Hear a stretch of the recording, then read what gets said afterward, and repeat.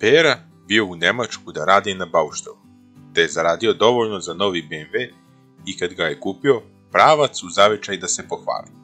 Svrati on po komšija Miku da ga malo provoze. Kad su krenuli, Pera reče: "Sad ćeš da vidiš šta je ABS." I vozi Pera 140 na sat po selu. I vidi komšika Radu kako prelazi preko puta i počeo odmah da koči, te je stao na 10 cm od nje.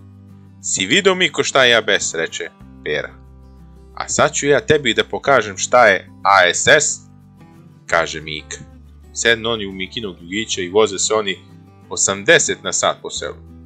Vide komšika Radu kako prolazi preko puta i odmah je Mika počeo da koči, te je stao na 10 cm od nje.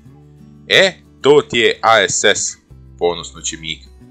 "A šta ti je to ASS?" pita ga Pera, a Mika ponosno odgovara: "Ako stane, stane."